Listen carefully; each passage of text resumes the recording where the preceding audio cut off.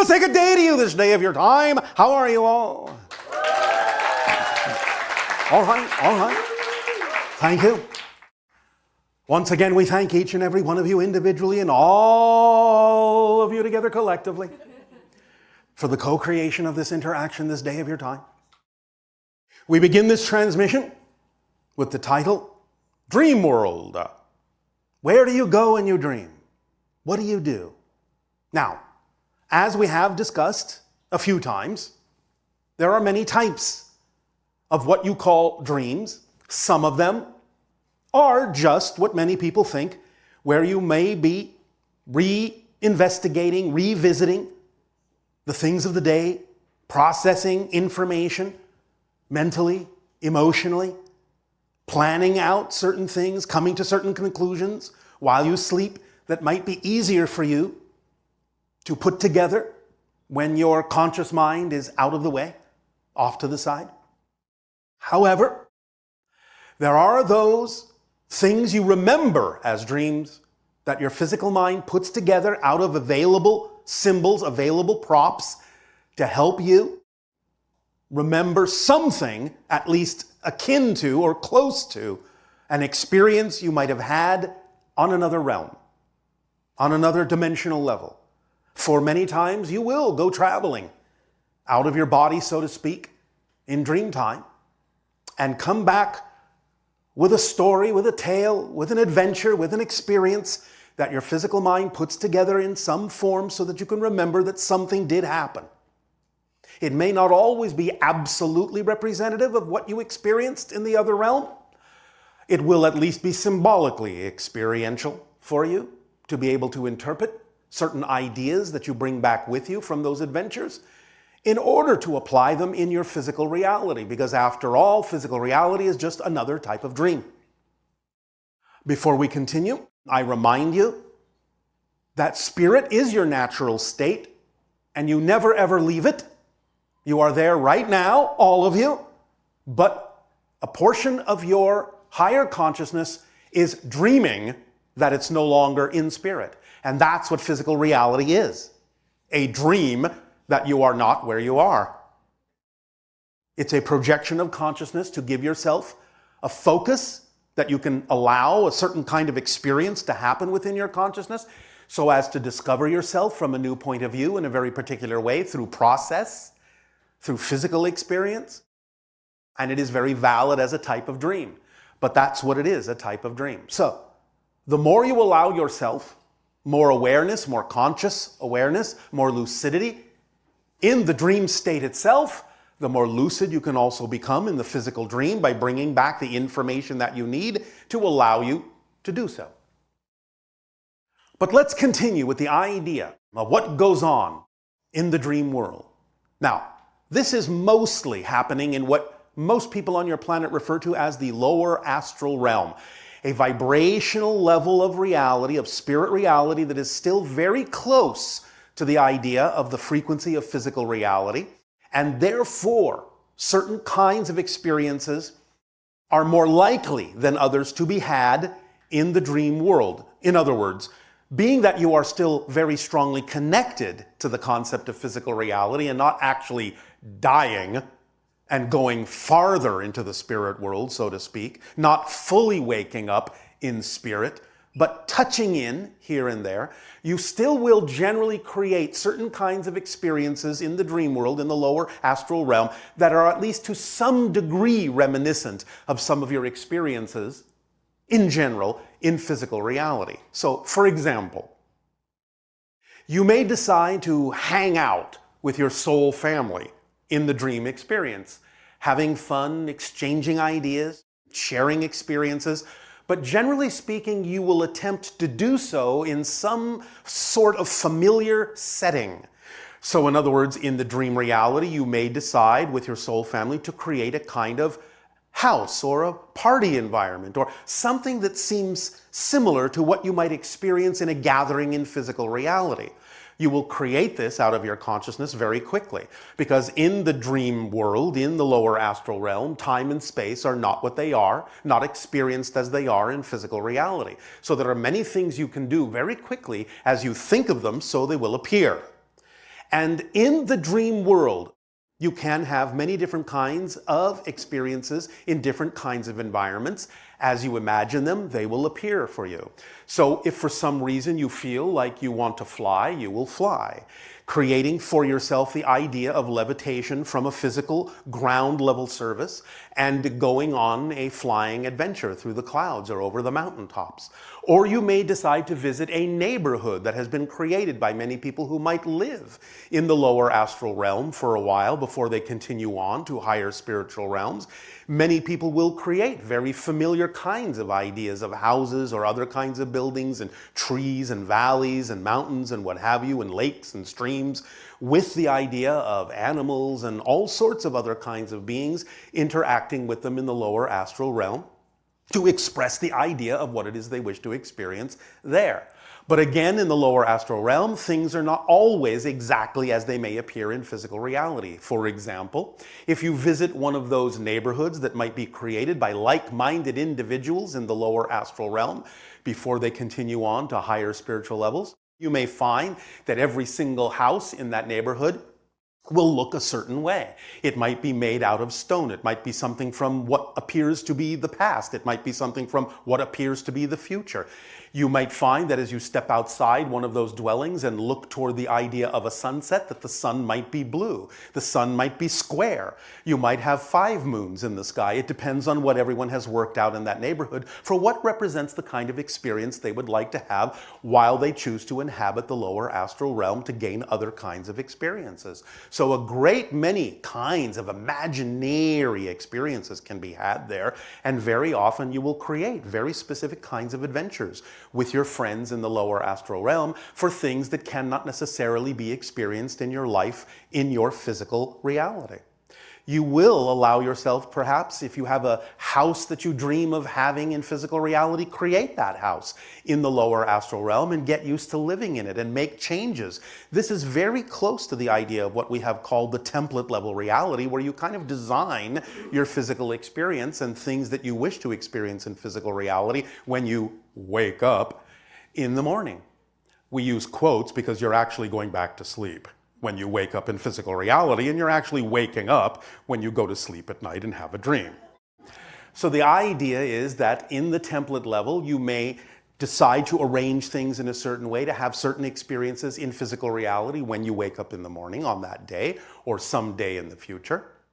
But all of that planning takes place in that template level, in the lower astral realm, because again, it's so vibrationally close to the idea of physical reality, and yet very much removed, because you can have certain kinds of experiences there that simply don't match the kinds of experiences you have in physical reality. Now, in that lower astral, there are also many other kinds of beings, including the idea of those beings on a, well, I'll say lower astral realm, really close to physical reality, still in spirit, but really close to physical reality, of those individuals who may not even necessarily know that they have died.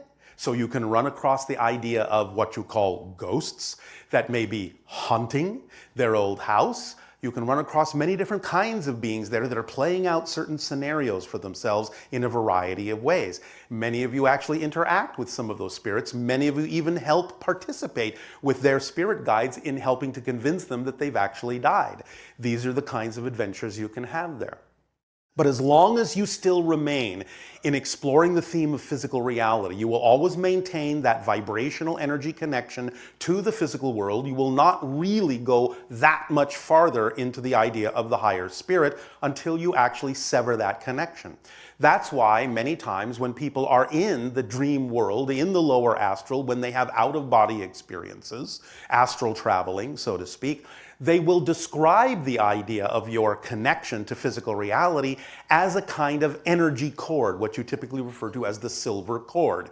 That's simply an energetic symbol way of representing the idea that you have not yet finished your theme of exploring the physical dream. So there will be a representation that sort of anchors you or ties you still to the physical reality. More often than not, it is interpreted as this kind of silver cord. Although again, it's a symbol that is interpreted by your mind in order to have some sense of understanding of what it is that is. It's not necessarily experienced that way or seen that way from the higher spirit realm. It's mostly just seen as a vibrational color that you exhibit, that you give off, that is in your so-called energetic aura, that still indicates that you are still exploring a theme in physical reality. And therefore the higher spirits, your spirit guides, so on and so forth, will be able to simply recognize by that spiritual color where it is you're at and how far you're actually going to go in that astral realm on your adventures. But they're very happy to speak with you, very happy to communicate with you on that level. And in that level as well, do some extraterrestrial contacts also occur. Because again, different kinds of extraterrestrials, including us, can alter their vibration in order to experience the idea of the realms near to your physical reality. Being that they are slightly removed from your reality, actually acts as a buffer zone to make it easier to have contact with you and explore certain ideas of what you will experience in your physical reality when you reawaken in it. And so many kinds of contact experiences are actually happening in that dream world, in that lower astral realm. And again, sometimes you may wake up and go, oh, well, I remember interacting with some sort of an odd being in what seems to be some sort of a giant school bus or something. I don't know. That's your mind attempting to make sense from the symbols at hand in your physical world out of what may have actually been an encounter on a spaceship. Because again, the things that are projected from our consciousness into your reality have to take on certain forms that make sense to your physical mind in order for you to be able to actually use the props to construct the memory that you had some sort of an experience. What you call the dream that you remember upon awakening. Now, sometimes it can be a little bit more literal and sometimes it can be a little bit more symbolic or abstract. But the idea of the energy vibration is there, and if it feels like there was a high degree of strangeness or oddness to the idea of the dream, that's usually an indication that the symbol you're remembering in your dream is not necessarily the actual thing you experienced, but some sort of a screen that gives you something to hang on to, something familiar to understand, so you can piece together an understanding of some kind of an adventure, some kind of an experience. Does this make sense? All right. So we would then suggest that when you go to sleep tonight, before you actually fall asleep, ask yourself, speak out loud and ask for assistance from your spirit guides, from other beings in the astral realm, to give you more conscious awareness when you awake in the physical world of exactly what was going on in that dream world, so that you can become more lucid in that reality, realize that that's where you are in the dream. Then you can begin to also allow more lucidity to leak into the dream of physical reality, because there really isn't that much difference between the idea of the dream of physical reality and the dreams you experience in the dream world in the lower astral realm. It's a division that is a very fine frequency difference. It's not as big as you think it is. You just have a certain set of belief systems that make you think that the gap is bigger than it is, that the separation and the difference between the physical world and the dream world is very different, very much more different than it actually is. But it's really a very, very thin, hair-fine difference in frequency. So when you allow yourself to know that the veil is very thin between the two, and that the veil is simply something you're creating with your belief systems, you will begin to experience more and more, shall we say, leakage from the lower astral realm into the physical dream, and vice versa, where you can become more lucid in both and create yet again a third reality in which you can experience the idea of walking in your dream, waking in your dream, and always constantly dreaming in the same way that my civilization does, because we walk through dimensions all the time. It is our natural state at this point in our evolution to always be awake and always be dreaming and always experience through our imagination and connections to our higher minds multidimensional experiences with every step we take. It takes some getting used to, but you'll get there. So, allow yourselves to understand that what we are imparting to you this day in this particular transmission is not only the words that you hear, but the vibration of a higher realm, a higher reality of the astral realm, so as to infuse you with more potential and more probability when you go to sleep tonight to open up to the idea of being more aware of what you're doing in the dream world and bringing that information more clearly back with you through that thin veil into the physical dream, so you can begin to truly wake up in both realities, in both dream states, and start to blend them together into a life that contains far more imagination, far more magic, far more manifestation that is in line with who you truly are and who you prefer to be. Does that make sense? Then, before we continue then with this transmission, we will wish you all pleasant dreams. We thank you for allowing us to share this idea with you, to drop that seed into your consciousness so that it may grow. And in return for the gift you are giving us, I ask, in what way now may we be of service to you? Please begin with your conversations, dialogues, and questions if you wish. All right, let's say good day to you this day of your time. How are you all? All right. All right, thank you. Thank you once again for the co-creation of this interaction. Each and every time you allow us to interact with each and every one of you and all of you together, it is a great gift for us that allows us to experience through all of you many more facets of the multidimensional crystal of creation. So we thank you for that gift. This transmission has been titled the 135711 Download. The idea being that this will be a kind of a shorthand template for you to be able to call upon the main principles in metaphysics so that as you move through life, you'll be able to remember this simple formula, this simple idea that can take you right into the deeper principles in a moment's notice. Once you understand each and every one of them and use this idea of this template, you can have this guidance tool through life at any time you face a challenge and require remembering what it is that you may be able to do at that moment that will propel you forward in the most positive and creative way. So first and foremost, the idea begins with understanding that, of course, as has been said many times for thousands of years on your planet, everything is one thing. It is the idea of what we call the third law. The one is the all are the one. You, us, everything within existence are reflections of one intelligence, one existence, one self-awareness. The idea of the one has different aspects to it.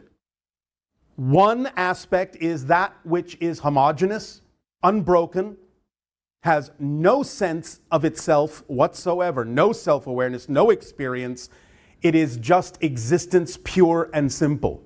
But within existence, there is this idea of that which knows itself, that which is self-aware, which is consciousness. The idea of self-awareness requires that there be the concept of an other than self by comparison in order to know that there is the self. So the unbroken one doesn't have a concept of an other. It is literally one thing. And therefore, without a reflection, it is not self-aware, except for that aspect of it that creates in its own reflection everything you understand to exist within creation. So by having this split of reflection within the one, where suddenly there is this concept of what is not the one, what is the other within the one, then there is this dynamic that is created that creates the explosion of existence in all of its forms. But from that one is everything. And once you understand that there is this dynamic of one and not the one, and the other and not the other, and the self, then you have immediately not a polarity, but a trinity. Because there is always a balance point in the center between two polarities. So you instantly jump from 1 to 3, not to 2. You always have the balance point in the center. This is what is meant by some of your religious texts when they talk about a trinity. They have interpreted it in certain ways that are human terms, but the idea is simply more fundamental than the way it is presented in many of your religions. It is simply that there always has to be a middle point between what you experience as duality, what you experience as polarity, what you experience as opposites. And that is a triangle, which is the most solid, stable structure and is the underlying template of physical reality. Triangles and tetrahedrons form the underlying template of what you experience mathematically and energetically as your physical reality projection in consciousness. The idea, therefore, is that once you have this sense of self, by creating a sense of an other than self, and create the trinity of the balance point between the two polarities, you instantly develop and expand into the idea of the structure of existence, the nature of existence, that then can perpetuate everything you experience from that point forward as reflections of all that is. This leads to the idea of the five, what we have called the five laws, which are as follows. You exist. There is nothing you can do to change that. Everything is here and now. There is nothing you can do to change that. The one is all, the all are one, as we have said. There is nothing you can do to change that. What you put out is what you get back. There is nothing you can do to change that. And the fifth law is everything changes except the laws. There is nothing you can do to change that. But the idea of everything changing is that the only thing that everything changing can change into is not changing, which becomes the laws that never change. It's a circle, it's a cycle, it's a self-perpetuating loop. This doesn't change, this doesn't change, this doesn't change, this doesn't change. This changes into that which doesn't change, doesn't change, doesn't change, doesn't change, and everything changes except it changes into that which doesn't change, doesn't change, doesn't change. You get the point. So it creates this cycle, and that is actually a description of the structure of existence. The structure of existence never changes in that sense fundamentally. What changes is your perspective and your experience of the structure. That's how creation expands, because you are always seeing the single moment of now, the single point of here from new perspectives. What you consider to be different places and what you consider to be different times, different moments, are actually the same place and the same moment, but from different perspectives, different angles. And this goes on and on and on in an ever-expanding spiral, and it never, ever ends. So you can have an infinite number of experiences that are constantly shifting and constantly changing as your perspective and definition of yourself changes, but you never change the structure. That is a fundamental underlying basis for everything you experience. And if you can remember the underlying structure, then you will always have a foundation to stand on, no matter what challenges you face in life. Now, as you continue to expand from the idea of the one and the three and the five and understand the structure and nature of existence, now you come into this idea you call the projection or the dream of physical reality. And I remind you once again, non-physicalness, in a sense, is your natural state. I'll just say the spirit realm, for lack of a better term, is your natural state. You never leave it. That's where you live. That's where you exist. It's where you are. In whatever you want to call that dimension, spirit, higher dimension, doesn't matter. That's your natural state. Right here, right now, isness, existence itself. But the idea is that you are dreaming that you have left that state. That's what physical reality is. You are in that state, dreaming that you're not in that state. Therefore, you create this framework called space-time, so you can experience a process of change, a process of growth, so you can have different perspectives and expand creation in that way by forgetting who you are, so that through the process you can remember who you are, but from a new point of view, and that is called discovery and expansion and change. Now, when you develop this space-time framework you call the physical reality dream, then you set up parameters, in a sense guidelines, that allow you to know exactly how to navigate, how to survive, so to speak, how to perpetuate this physical reality dream. And this goes to the number 7, which are the 7 basic needs in life that allow you to experience physical reality. These things are built in, and they are literally what you need in order to experience your life physically to the fullest. They are, in a sense, ordered in the order that without them, you would die the quickest. So the first thing you need in physical reality is this concept based on your collective agreement of air. Without air, you will die in minutes. So breathe deeply. You are abundant with air. And you will continue to exist in physical reality because you have set that up as one of the rules of the game. You need elements that you call air in order to survive in this projection, in this dream. The second need is water. Without water, you will die relatively quickly. The next is actually not food. The next is sleep. Without sleep, you will probably go psychotic and die within about 11 days. Food is next, and with liquid, with water, you can probably last quite a while. Now, please do understand, we're not talking about exceptions. We understand there are those individuals who can alter these ideas and can exist without food for quite a while, without water for a long time, but they have made an alteration that is not necessarily what you consider to be the norm. So right now we're just talking about the averages of what you need typically in your physical reality to continue to live. So after you have the air, and after you have the water, and after you have sleep, which connects you back to the idea of your spirit self, it's like recharging your battery, because this is an illusion, and you have to constantly recharge your battery to perpetuate the idea that you're actually living in something real, which you're not.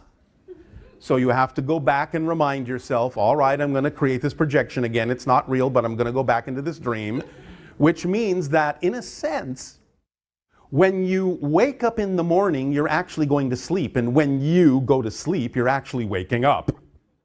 So the idea then after food is you need some kind of shelter. Now, when we say shelter, we also can simply mean a compatible environment to life. It doesn't mean you have to have a house. It simply means that whatever environment you are in has to be sustainable for you to live comfortably, to give you what you need to be able to continue to survive in temperature, in whatever. The next idea is you need connection, relationship of some form. Again, it doesn't necessarily mean that it has to be with people. It can be with animals, it can be with trees, it can be with rocks, it can be with the cosmos, it can be with anything, it can be with creation itself, but that relationship has to be real to you, and there has to be real communication there, and it has to sustain you in the sense of what you need to know that you are connected to something and getting a reflection you need from that relationship to allow you to become more and more and more of who you really truly are. The last thing you need is this creative expression, to act on your passion, to be yourself and give the gifts that you have to give, to truly express these ideas in life creatively, lovingly, in a sharing of some sort. These are the things you need to continue to survive. Now, we understand that when we talk about the idea of relationship and we talk about the idea of expression of creativity or following your passion, it isn't necessarily something that is going to immediately end your life if you're not really doing it, but it will, for lack of a better term, kill your spirit if you're not doing it. And eventually, if you dampen down the energy of your spirit and don't fulfill the idea of being yourself, which is, after all, your fundamental purpose in life is to be you as best as you can, your unique self as best as you can, then the idea is that you do sort of die slowly, or you bring yourself into circumstances that allow you to die quickly, or even perhaps take your own life. The idea is that you do need these things. These are the fundamental needs in life. They are different from the concept of what you may say you want in life. Remember that needs are synchronistically provided to you if you're acting on your passion. You will have everything you need. You may not always get everything you want. I think you have a song by that title. The idea is that sometimes your wants can coincide with your basic needs, but very often, because of negative belief systems, fear-based belief systems, and the negative ego structure, your wants will very often not actually be representative of what you truly need. So if you're going to spend time wanting something, want what you need, because that's going to actually support you in life and allow you to live a life of fulfillment and joy. So when you have the idea then of the 7 basic needs and the final one connecting, now following your passion, to the 11, which are the 11 elements of excitement, the 11 elements of passion that we have described to you. That is the formula of acting on your passion to the best that you can, with absolutely zero insistence or assumption as to what the outcome is supposed to be. Because the truth is, your physical mind has no idea what the outcome actually needs to be. Going back to needs, what you truly need. From there, you have the tools in the kit. You have the driving engine that moves you forward in life, because when you're passionate, you just can't wait. You have the energy. You just can't wait to act on it. It becomes the driving engine that moves you through life. The organizing principle of synchronicity in a positive way starts to come up. Remember that there is such a thing as negative synchronicity. So these tools allow you to take advantage of positive synchronicity by allowing it to bring you situations and circumstances in the order in which you need to act on them, by bringing them to you in the order that contains the highest amount of excitement, and then the next highest, and the next, and the next, and brings them to you in the order not only, but at the perfect timing that you need to do them in. So that what you didn't have time to do at the end of the day when you're excited about being tired and going to sleep, you didn't need to do that day. It is perfectly calibrated to you to give you what you need to do that day and nothing more. Then you have the tool that is the path of least resistance. You start to flow through life. You follow your current. You understand that you have a current, that you are a current in the ocean of creation, and that you know that your current knows exactly where you need to go. So go with the flow. Remember, once again, surrender is not giving up control. Surrender is surrendering to the control that's already built into your flow. So go with the flow. Don't resist. Don't swim upstream. Don't swim against the current, because then you will experience the idea of trouble and difficulty and struggle and pain and strife. Because all resistance is the result of resisting your natural self, and pain comes from that. You may have been taught that it's very difficult to be your true self, but in fact, the most difficult thing is being someone you're not. So the idea is to let go, go with the flow, be who you truly are, because that's what you were made to be, that's the unique reflection you are, and everything will support you in that. And that brings us to the next tool in the kit, which is that you always receive, when you're acting on your passion, automatically, whatever form of support you actually need to be able to continue to act on your passion. Sometimes on your planet it might be money, sometimes it might be synchronicity, which is another form of abundance. Sometimes it might be a gift, which is another form of abundance. Sometimes you might be able to trade for something, which is another form of abundance. And sometimes it might just be your imagination, which is the conduit of communication for your higher mind, and giving you new options, new inspirations, new ideas, new pathways, new doorways, and that is another form of abundance. And whatever form or combination of forms of abundance need to be there to allow you to continue to act on your passion will again come synchronistically to you. So don't close the doors to other forms of abundance that may actually be able to help you by assuming that only one form will work. Next, you have the idea that this is a kit that is complete. It is giving you every single thing that is relevant for you in your life.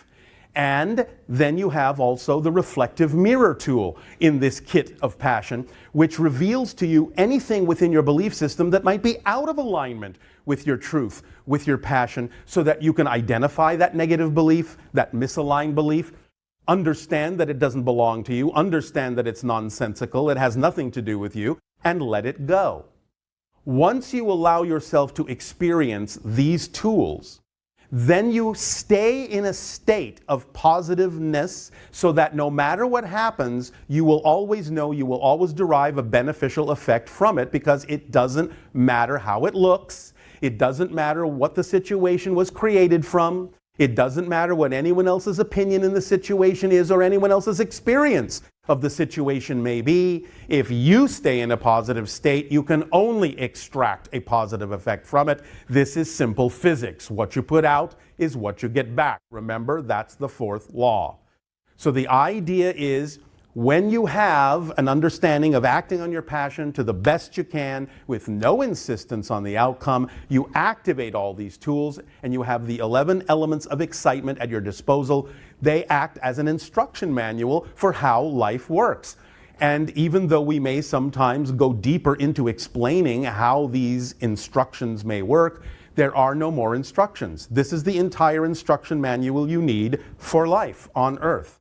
It is that simple. So as you go through life, allowing yourself, when you face your challenges, which are the reflection of the themes that you chose to explore in transforming darkness into light, negative into positive, negative limitation into freedom, as you face the challenges that come up, remember, everything is one thing. There is a trinity, which means there is always a balance point in the center, and your point of power is in paradox. So anytime you see what appear to be opposites, and you're standing at the center of them paradoxically, you are standing in the now, you are standing in the moment, you are standing in your point of power. Remember the 5 laws, that you exist and you cannot stop existing, because existence is your fundamental quality. You can never become non-existent. You can change and change and change and change, but you can never become non-existent. Why? Because by definition, non-existence doesn't exist. Think about it. The idea, really said another way, perhaps a little bit more poetically, is non-existence is already full of all the things that will never exist, and there's no room in non-existence for the things that do exist. So you can look at it any way you wish. But remember the 5 laws. You exist. And then the idea that everything is here and now, which means that space and time, distance, are illusions, your illusions. Time is a side effect of your consciousness shifting through billions of different parallel versions of reality every single second. So every single second, you are new, you are zero, and you get to define yourself in this moment over and over and over and over again. And what you think of as continuity, what you think of as coming from the past, is simply your illusion that you're creating in the moment over and over and over again. Because as you become a new person every moment, you actually not only create a new future, you create a new past that goes with the person you are now. So most of you have had billions of different histories before you became the person you are right now. And if you understand that completely and utterly, you will know that no matter who you are right now, whatever you define yourself to be right now, nothing in the so-called past can ever affect you if you understand that you're the one creating the connection to that idea. It isn't something that automatically controls you in any way, shape, or form, aside from the illusion of continuity that you create every moment to make it seem as if it does. The idea, again, that the one is the all are the one, everyone is a reflection for everyone else of things that may serve you. This is why relationship is important. This is what relationships are for. To see the reflections from others that support you in finding out in those reflections who you truly are more and more every day in every way. The idea, therefore, of what you put out is what you get back, again, is simple physics, and the idea you call the law of attraction. But I remind you this, the true secret to the law of attraction, in some sense, is correct, that you need to be the vibration of something to attract it if it is really relevant for you. In a sense, that's true, but it's missing an essential point, and that is this. Your fundamental, essential vibrational signature frequency is already attracting every single thing that is relevant for you that you truly need in life.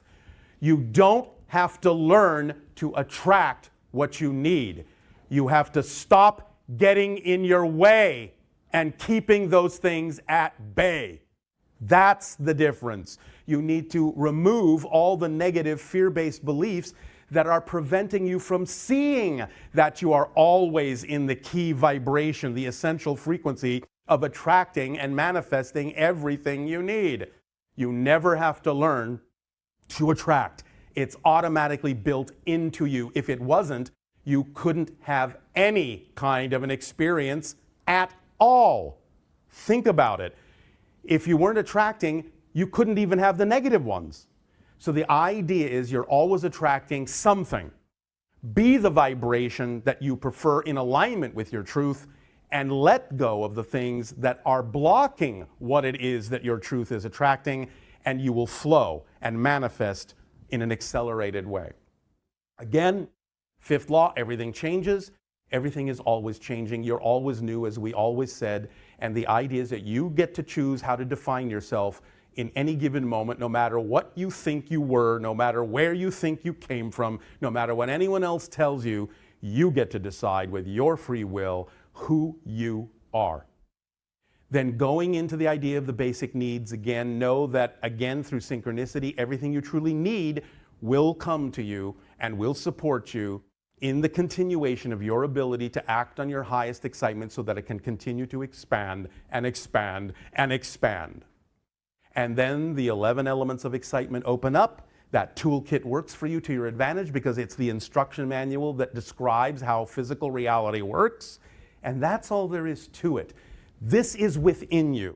And the more you can understand these things, the more you can wrap your mind around them and know that they work, and know that it's actually a description of the structure of existence, rather than just a philosophy or an opinion, but a true observation of how things are structured, how things work, then you will be able to go beyond the concept of believing to knowing what is so. Because what you know to be true, you do. It's in your behavior. If I asked one of you to stand up and walk across the room, you wouldn't sit there and go, well, now let me think about this. Do I believe that I can do that? I'm not sure. Let me think about it a while. No, you know you can do it, so you would just do it. What you know to be true is in your behavior. You may sometimes have an intellectual comprehension of a concept, but if it's not in your actions, if it's not in your behavior, you don't really know it to be true. It's got to be, as you say, on earth in your bones. So let it sink in. Allow yourselves to know this structure inside and out, to observe it in action. By applying these principles in your life, you don't have to believe us when we tell them to you. All you need to do is apply them and see that they work. They have worked for us for millennia. They will work for you if you choose to allow them to work for you. But it's completely in your hands because it's your life, it's your choice. We have no agenda that you must listen to us at all. We do this because it is our passion and our pleasure to share this with you. But we have to respect and unconditionally love you enough to let you make your own decisions, because we know that you're all eternal and infinite beings, indestructible beings. So there's no rush, there's no hurry. Lessons not learned today will be learned tomorrow, somewhere else, somehow, somewhen, some way.